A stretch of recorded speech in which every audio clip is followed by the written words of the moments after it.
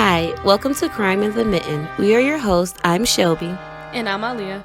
Every week, you'll hear a new true crime story based in Michigan, from the mysterious missing cases to the gruesome murders that left the police struggling to stay on the scene. We're giving you the inside scoop on what's going on in our Mitten state. Tune in every Wednesday for your weekly dose of Michigan true crime. In this episode, I'm going to tell you about a missing case that has been going on for almost a decade now, dealing with 3 little boys from Morenci, Michigan. After all the years passing by, and with little to no success in finding these boys, there's one man who could bring closure on what really happened to the Skelton brothers, and that is John Skelton, the boys' father. Before we really get into things, I want to take the time out to talk about the boys because from doing my research, I fell in love with these 3 boys as if they were my own little brothers. And to be honest, I see my little brothers in these 3 and it really hit home because if this was to happen to me, I legit would not know what to do without them. So Andrew was 9 years old and was described as being super smart. Maybe a little too smart for his own good at times though. He was an expert at games and could beat you in anything except Guitar Hero, which I get because I completely suck at that game. Not even going to attempt to try that. Whenever he'd lose, he switched the game to something he could beat you in because he wasn't going out like that. And I respect that too because once again, he's preaching to the choir. That is me all of the way. So his family also called him the National Enquirer because he knew all of the tea. And I'm here for that because he's the oldest. You gotta know what's going on. He listening to everything his parents talking about. Exactly. The kids that listen to the parents and go to grandma's house and tell everything. Yes, or you go to school and casually talk about it like, so yeah, my mom said. So we have Alexander, and he was 7 and was a daredevil with no broken goals. He was what you would consider your typical boy. He'd do things like start water fights with his older sister. And like many of these kids nowadays, he loved phones, real or fake. His favorite phone was his grandpa's phone, and it came with a belt clip. So you can imagine him like walking around a house strutting his stuff. Alexander was just a loving boy who likes to sit in your lap and just talk to you, just have a conversation. The youngest brother, Tanner, who was 5, he was a little storyteller. And his imagination was completely out of this world. And you can imagine that from a 5-year-old. Right. Like, they're just coming up with anything. He would make up this wild story just for him to say at the end, just kidding. He was a cuddly little guy, but he didn't play about sharing his mom with anyone else. If his sister would sit on their mom's lap, Tanner would see this and rush over, knock her off the lap and be like, no, look, this is my spot. I don't know what you got going on, but this spot is taken for her. Like every little brother, Tanner hated being left out, and he tried to keep up with the big dogs.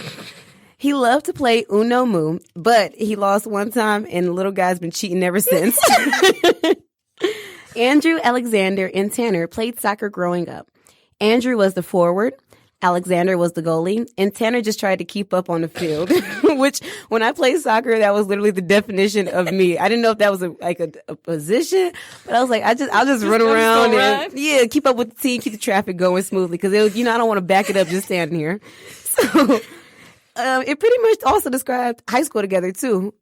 Me and you in gym class, we just ran in circles to keep up. Like, made a lot of sense. A lot of fake asthma attacks. Leah, you really can't be having this many. Like, sometimes you're concerned, but you're like, after some point, there's a thing going on now. Like, I'm on to you. I'm like, look, because you're supposed to be my partner in this stuff, and she's over there in the corner fake wheezing, and I'm like, get your life together. So the boys did good in school, and they all enjoyed it. But what they enjoyed more was after school going over to their grandparents' house to hang out. They would do chores and play games while there. The boys loved being outside. They would ride horses, ride bikes and 4-wheelers, swim, and play with the neighborhood kids. Pretty much live their best lives, and they were really living their best life, Alia, once they learned how to make peanut butter and jelly sandwiches. They were the hot commodity. Like, you couldn't tell them nothing. So, like, your mama fix your lunch? I fixed my own lunch. I made my own lunch today, and I made my brother's. Because, I remember when I learned how to make a peanut butter jelly sandwich, I thought I was the bee's knees. I was like, you can't tell me nothing. I was like, what you want to eat? Oh, I got it. I already made me my dinner. Like, you're on top of the world. So this story takes place a little time before Black Friday when the boys went missing. To be honest, I want to say it started back when John returned to his hometown for a high school reunion back in September of 2010. When John returned from his reunion, he brought to Tanya, his wife, the idea of the whole family moving down to Florida. John said he would be able to make more money and he would also be closer to his family. His father, mom, and sister, who still lived in Jackson, he was like, I miss them and, the boys should be able to see them more often. But Tanya wasn't going for it and tried to shut it down. The boys' entire lives have been in Morenci. Why would I just pick them up and move them? Yeah. So Tanya's like, I don't see the point in, just uprooting their lives right now. Yeah. Like we can still visit and different things like that. And it's like, John, you have family in Michigan too. So it's not like the boys are completely cut off from, from family. Yeah. See your family so it's not like it's just like one-sided thing. Yeah. But John really pushed the idea. He really believed this move to Florida would be the best thing for them. So one day, John decides to take things in his own hands. And it's kind of like he was going to show Tanya how being in Florida can be great for the boys. So Tanya dropped the boys off to go to school like she did every day. The boys had their book bags with their medicine in it, ready to go to their grandparents' house after school. Not too long after Tanya drops the boys off to school, John picks the boys up and tells the office the whole family is going on family vacation and they will be back in a week. What? Yeah. This seems a little suspicious to the school, so they're like, hey, we're going to call the mom, Tanya, and just to verify this. Makes sense. Tanya immediately calls John and confronts him about this. Like, what are you doing with the kids? Where are you going? He then tells Tanya that he's going to take the boys on a vacation for a week to Florida. Tanya argues that school just started and that the boys don't need to be missing school like that, especially this early in the school year. He couldn't do his experiment in the summertime. You couldn't do this on a weekend, on Friday to Sunday. Like, if they're just going to visit, then at the same time, school just started. These boys had a whole summer. I'm saying, like, he couldn't do his experiment in the middle of the summer. Yeah, like in July. Yeah, not when the boys are like just not starting school. So John tells her that I'll just enroll the boys in school when we get there. For a week? Yeah, and this confuses Tanya because she's like, that isn't considered a vacation at that point. And also, you know, take him on vacation and make him go to school. Yeah, I would be so mad. Like, yeah, we're going to Florida. Oh, Disney World. Nah, you gotta go to school. Yeah, no, I enrolled you. We going to Disney World. Like, excuse you? So she's also saying, like, John, this is not how school works. You can't just enroll them for a week. And then sometimes that process takes a lot longer than just a day. Like, I've been out of school because I'm waiting to be enrolled. Like, it's just not as quick all the time. You got to fax paperwork and all this other stuff. And then the thing is, if you just pick it up and going, you didn't I'm guessing you didn't put all of that into thought. So Tanya decides to contact her lawyer for some advice. The lawyer ends up telling her that to prevent John from leaving the state with the boys, Tanya needs to file for divorce and then file for emergency custody. It's somehow made known that John also contacted a lawyer earlier that day before picking up the boys. And just so happened it's the same lawyer that Tanya contacted. Talk about a small world. Wow. So John consulted with this lawyer earlier that day, but he didn't pay him yet.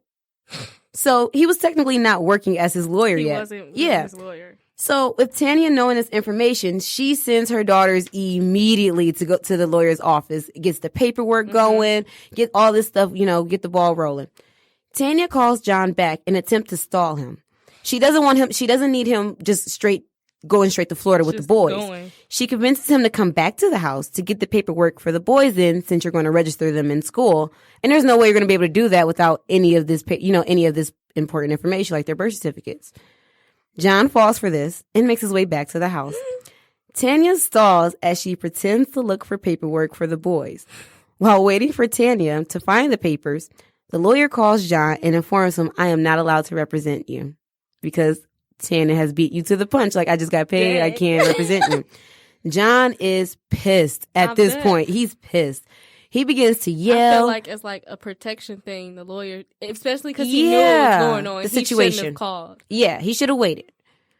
He begins to yell and he makes this big scene. Tanner cowered behind his mom as his dad is just going off.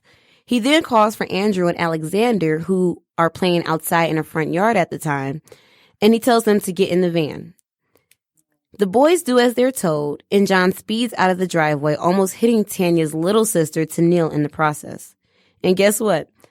Tanya's daughters literally pulled up a minute after John pulled off.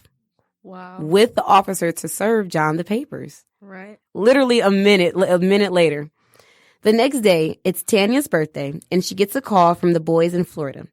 They seem to be having a good time and to be safe. They went on about how they had went swimming and that they were staying with their dad's friend, Hillary. Now, Tanya's like, you guys aren't staying with Grandma and Granddad? And they're like, no, it's Hillary we're staying with. What's the point of going to be with your family and then you go take them to stay with some lady? Yeah, and apparently he hooked up with this Hillary chick. Not hooked up, but like they connected at this high school reunion they went to. And so, but still, you said you were going to be closer to family and ABCD. Why aren't the boys with Grandma, at grandparents' house? Tanya immediately makes her way to Florida to get her boys. And once there, she notifies the police of what's going on and how she filed for emergency custody back in Michigan. Mm-hmm. Tanya was able to get the boys, but a judge wanted to see John and Tanya before they left.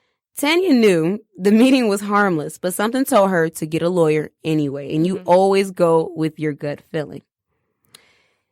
Thank goodness she did, though, because when she walked into the meeting with the judge that next day, John not only had a lawyer with him, but he was ready to throw Tanya under the bus by any means necessary. See, Tanya was charged with having a sexual relationship with a 14-year-old boy in 1998. And John used this as much as he could, not in just this situation, but the entire investigation.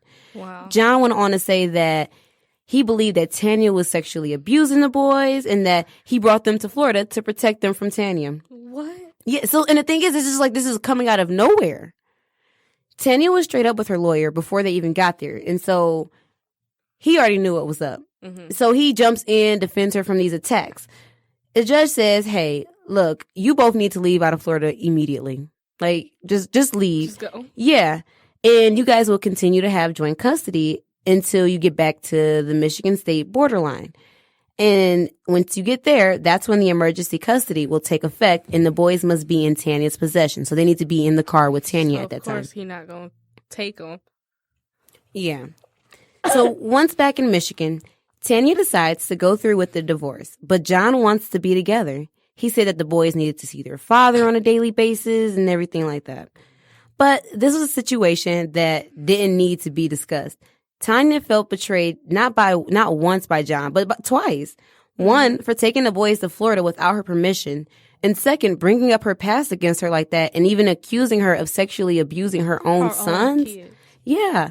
So how can you just move on from that with someone and work on a marriage?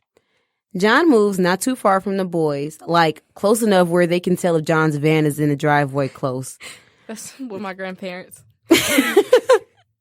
My grandma's like, hey, who's that at your house? Hey, come on. Personal space. You didn't want to be bothered. But no, that's like extremely close. But I guess if he's saying like he's doing this to be close to the boys, then it actually worked out perfectly in that factor. So I couldn't imagine really living that close to my ex. Right. I really couldn't, like, especially with Tanya. Like, you guys are like, he's like the next block over. So Tanya really didn't want to let the boys be alone with John, but her lawyer mentioned that it would look good when they went to court for the divorce if the judge seen that Tanya was allowing John visitations with the boys. So she was like, okay, fine. If it makes me look good, I'll do it. So before I get into the case, I want to tell you a little about John so we know who we're dealing with. And I actually have a picture of John, and it's like a lot more so in his older years.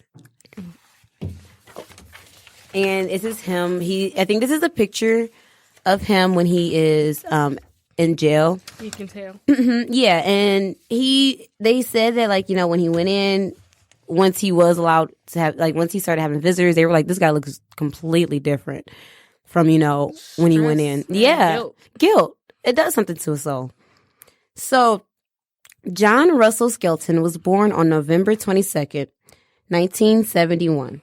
He was raised in Jackson, Florida after high school.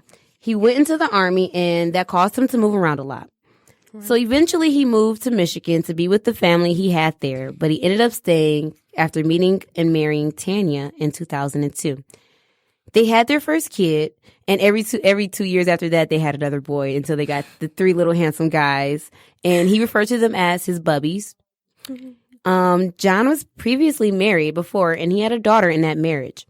After the divorce, his ex-wife moved to another state, which really limited how much he got to see his daughter. Right.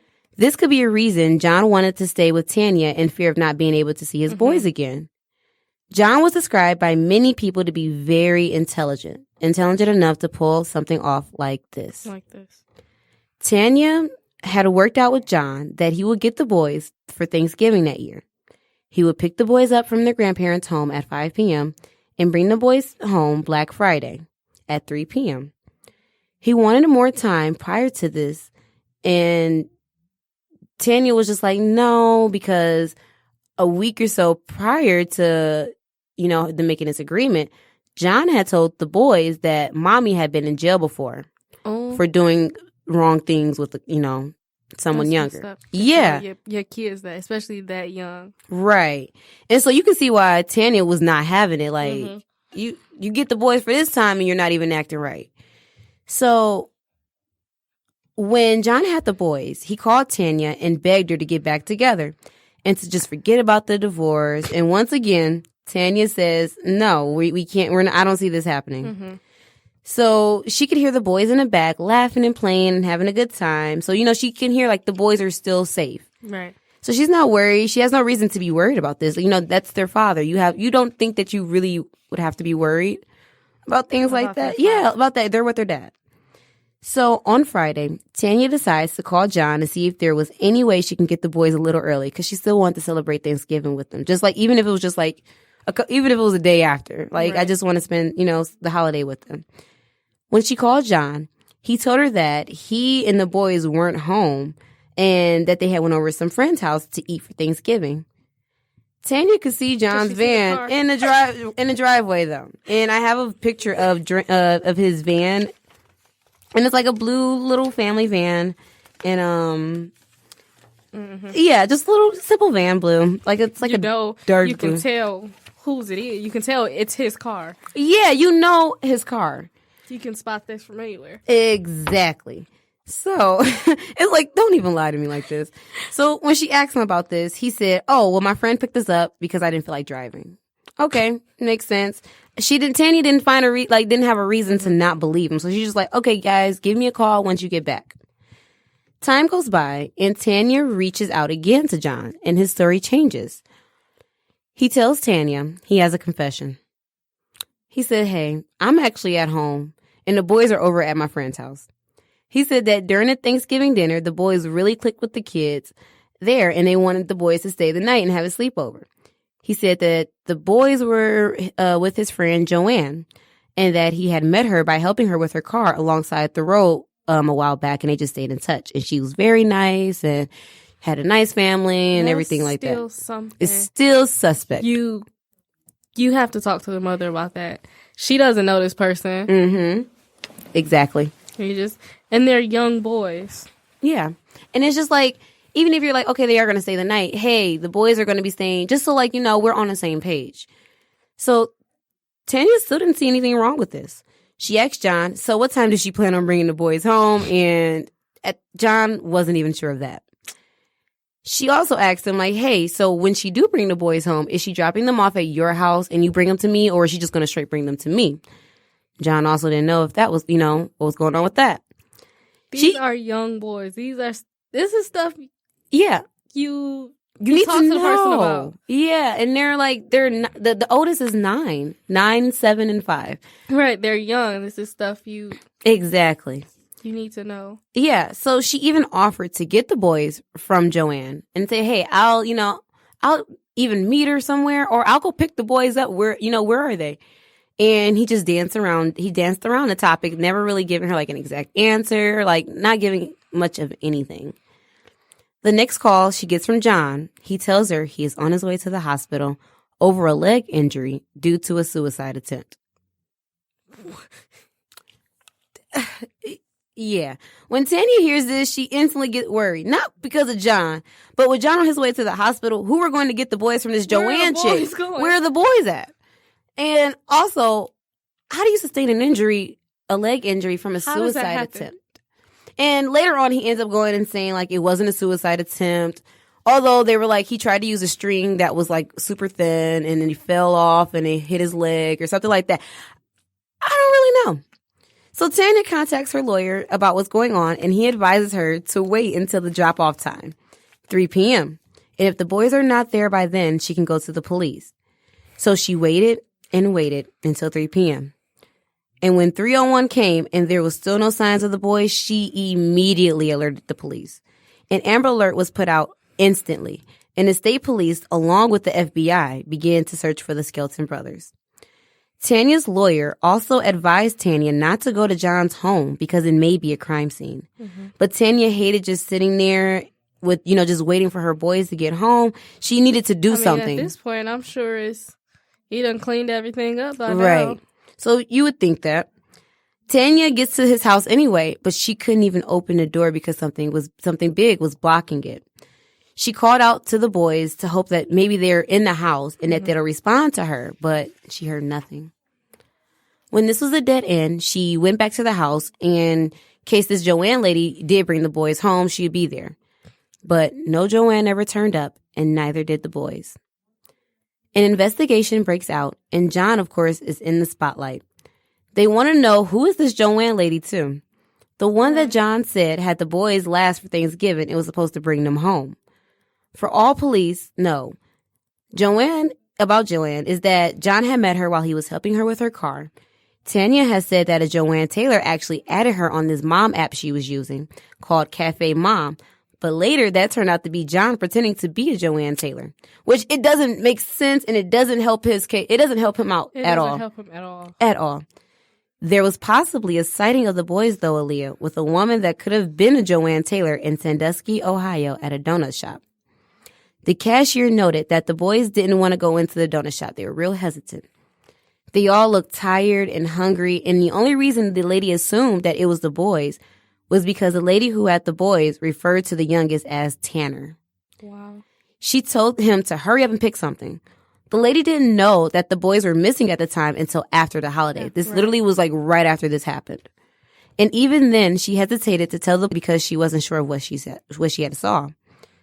Eventually, her manager convinced her to call in. The police looked into this, but the more they looked, they could not find a Joanne anywhere. Which makes me think that even if there was a woman that played a part in this, she probably gave John the wrong name. Or he just did not give. He made up the name himself. Yeah. So they couldn't find it. Yeah, and that's what I thought about sure it's too. somebody he knew. Oh yeah, definitely. And detectives then looked at John's phone to see if they can find anything off of that. They noticed that at 4:29 in the morning, John's phone pinged 3.3 miles from his home. Then his phone pinged again at 5 a.m. at Holiday City. Then his phone either dies or he turns it off. And either way, we know the location, the GPS is shut off. Mm-hmm. His phone then gets active again at 6:46 a.m. and he was back at his house. Wow. This left a nice time gap for him to have done something with the boys. Mm-hmm.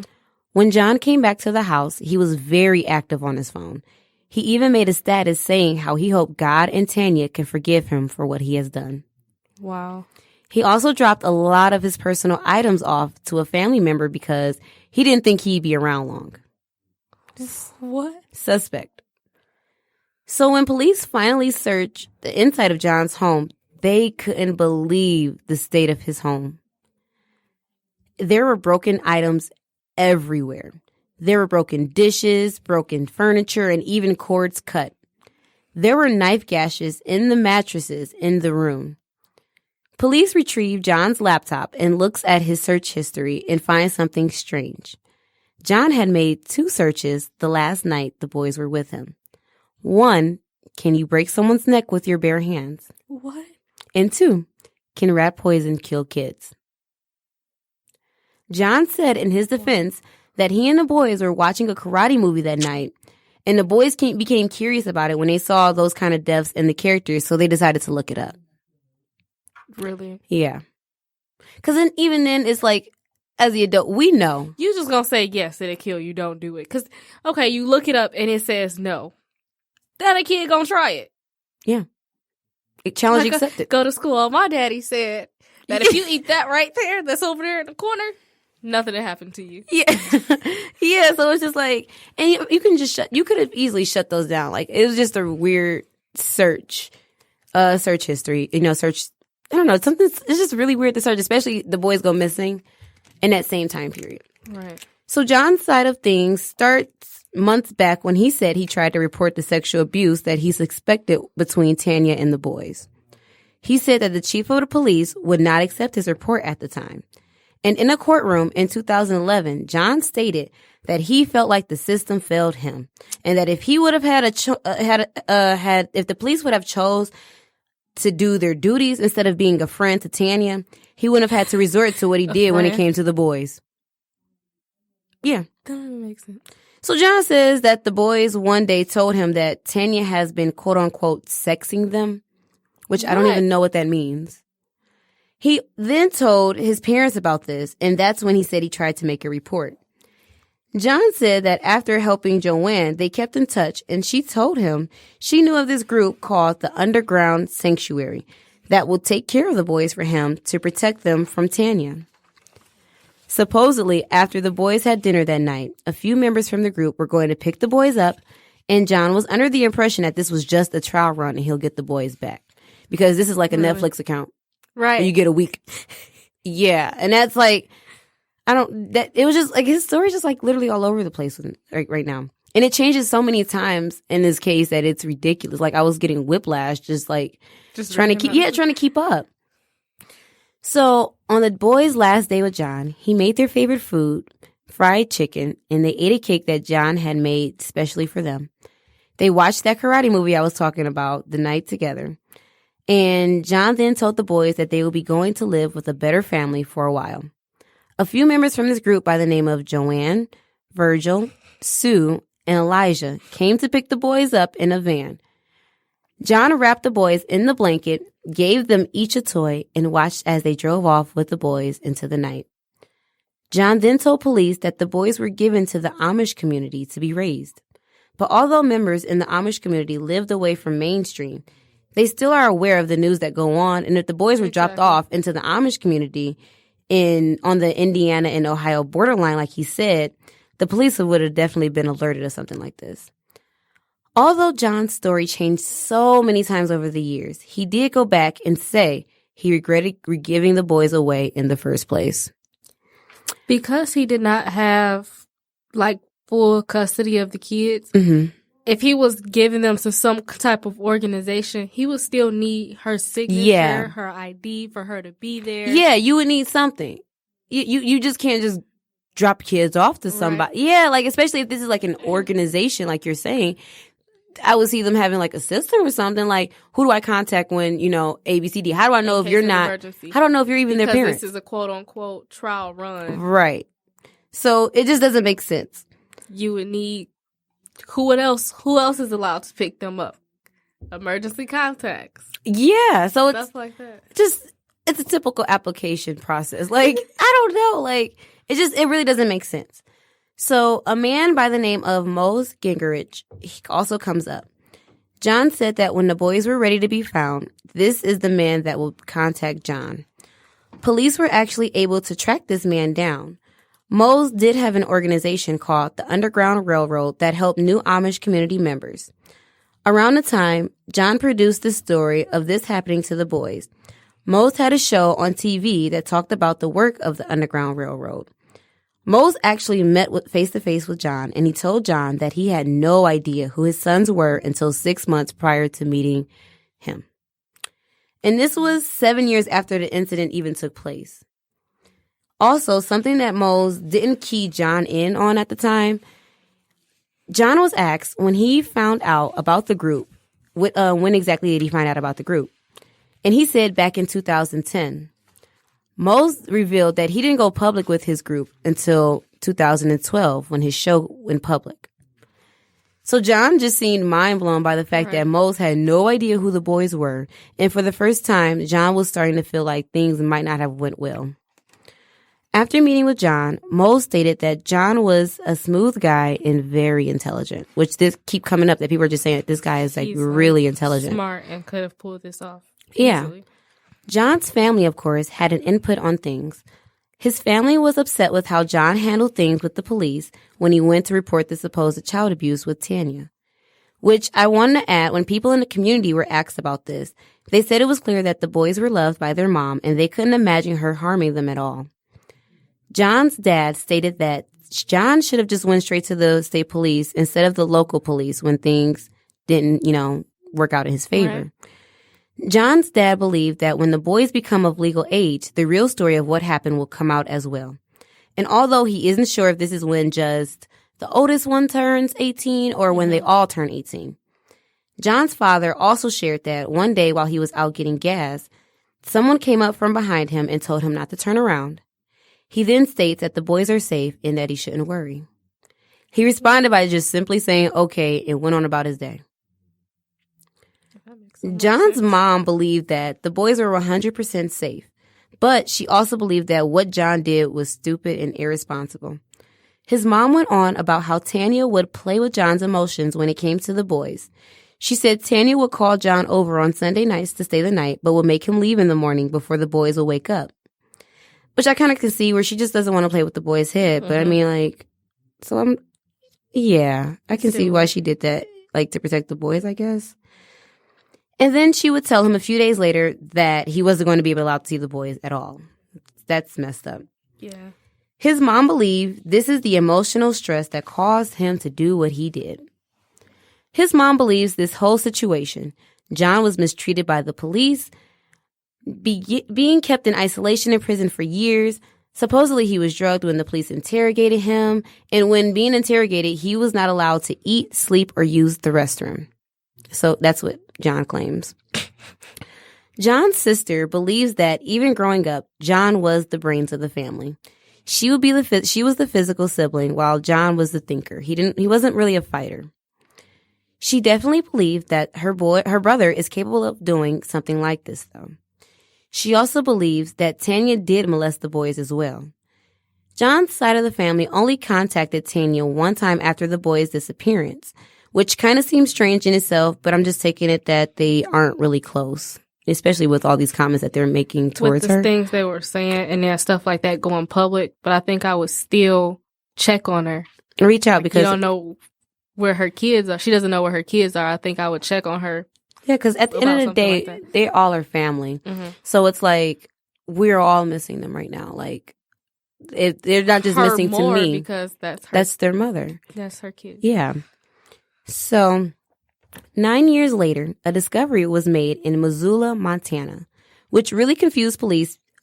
And Michigan State Police didn't even consider Montana in their radar when they're looking for the boys. But when the remains were found of 3 kids that fit the age range of the boys, they linked up to find out if these were the remains of the Skelton brothers.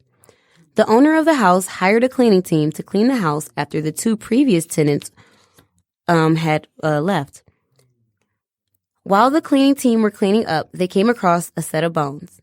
At the time of death, the bones were estimated to be around the ages 2 to 4, 5 to 8, and 6 to 10. The bones were tested at the University of North Texas. When the discovery went public, Tanya didn't want to make a comment to the public, but that's completely understandable. Yeah, it's completely understandable.